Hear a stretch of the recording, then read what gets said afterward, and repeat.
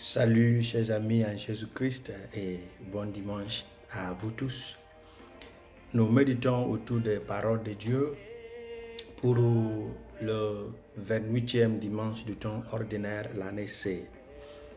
Et nous lisons du deuxième livre des Rois, chapitre 5, 14 à 17, de Timothée, chapitre 2, 8 à 13 et Luc, chapitre 17, 11 à 19. Le thème de ce jour, c'est la gratitude. La gratitude. La première lecture et l'évangile ne seront pas bien comprises si nous manquons l'idée de l'histoire ou des décisions, des décrets, des lois sur ou autour de la maladie qui s'appelle la lèpre. Si nous lisons le livre de Lévitique, chapitre 13 et chapitre 14, nous allons comprendre la situation autour de cette maladie et de ses victimes. Il y a l'exclusion, l'excommunication, il y a la perte des droits, il y a la perte de circulation libre dans le camp d'Israël. Autrement dit, une fois qu'une personne est atteinte de cette maladie, cette lèpre, la personne perd le droit d'une libre circulation au camp d'Israël. Les animaux purs et impurs deviennent plus valables et respectés que cet être humain. Et le prêtre doit certifier que cet homme a perdu tous ses droits. Il doit être excommunié. Et à sa guérison, il doit être officiellement réétabli par ce même prêtre qui lui a dit que tu as perdu tous tes droits. J'aimerais nous dire que recevoir la faveur, recevoir l'aide de quelqu'un d'autre, bien que la charité soit notre devoir religieux, personne ne te doit l'acte de charité. Personne n'est obligé de t'aider. Mais nous sommes obligés d'aider les autres. Qu'est-ce que ça veut dire? Que nous sommes appelés à la vie de gratitude, d'apprécier ce que les gens font pour nous. Raison pour laquelle Jésus, en s'adressant à ses frères et sœurs, disait que vous verrez les étrangers, les païens, les bandits, les prostituées s'effrayer de chemin vers le ciel, le royaume, pendant que vous, les soi-disant héritiers du royaume, serez rejetés. Pourquoi? Ils pensent que tout ce que Jésus est venu faire, c'est un devoir et c'est leur droit de recevoir des faveurs. Ils pensent que vu qu'ils maîtrisent bien son origine et qui il est, ils n'ont pas besoin de l'écouter. Ils pensent que Jésus devrait courir derrière eux pour faire des miracles et pour les aider à avoir une vie meilleure. La première lecture nous dit, pour nous aider à comprendre pourquoi Naaman a vu la nécessité d'être reconnaissant.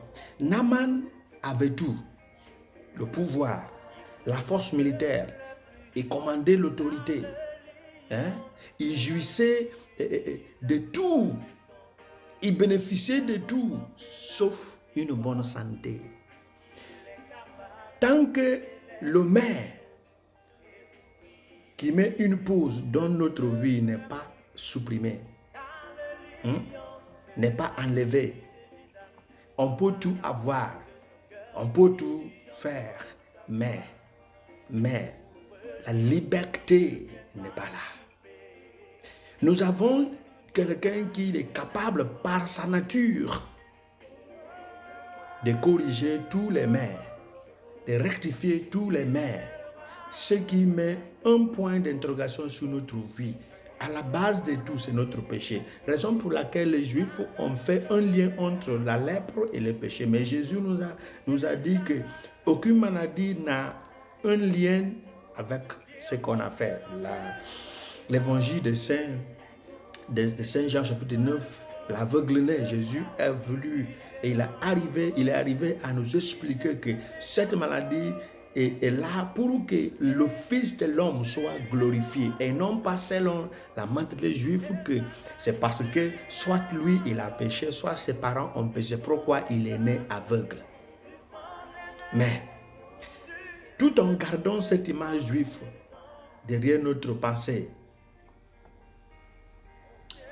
il nous faut comprendre que tout ce que Jésus a fait, c'est une restauration de notre état de paria, notre état des exclus, notre état de rejetés, notre état de condamnés, de vauriens.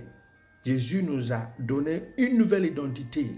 Il nous a donné une valeur parce qu'il a compris qu'il y a une barrière, il y a des écarts entre où nous sommes et ce qu'il veut que nous soyons.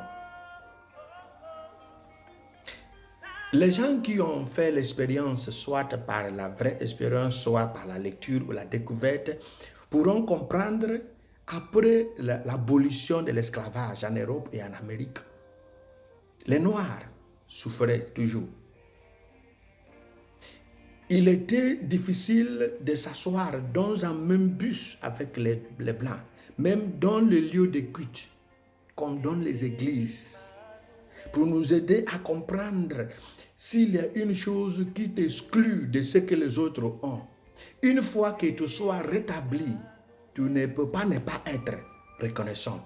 C'est ce qui nous aide à comprendre pourquoi le païen lépreux qui a vu que j'ai reçu quelque chose que je n'avais pas, l'a jugé digne de revenir voir Jésus. Merci, mon Seigneur, pour cette chance que tu m'as donnée pour être une fois considéré comme un être humain. Mais quant aux 9 autres, les Juifs, pourquoi? Jésus demande, mais ils sont où? J'ai guéri 10, mais où sont les autres? Peut-être, ils pensaient, comme je viens de dire au début de cette méditation, que peut-être Jésus étant leur frère a le devoir de les guérir. Peut-être aussi, ils ont été débordés par la joie d'être rétablis. Ils ont eu à oublier qu'il fallait dire merci. Mais quelle que soit leur raison, la question reste valable. Où sont les 9 autres? Est-ce que vous faites partie des 9 qui pensent que ce que vous avez reçu, c'est une question de droit? Donc, on n'a pas besoin de dire merci monsieur, merci madame, merci petit, merci grand. Il faut apprendre à dire merci, quelle que soit la quantité, quelle que soit la valeur de ce que nous avons reçu. Et c'est pourquoi les gens disaient que, vu l'ingratitude de l'homme, la charité se refroidit. Mais Jésus nous invite de continuer à être miséricordieux, à être charitable, que nous soyons remerciés ou pas, que les gens soient reconnaissants ou pas, de continuer parce que nous sommes les bénéficiaires de ce que Jésus a fait gratuitement, la restauration de notre état perdu. Il nous l'a donné gratuitement.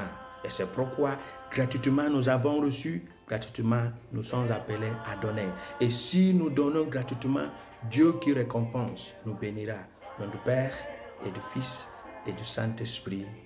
Amen.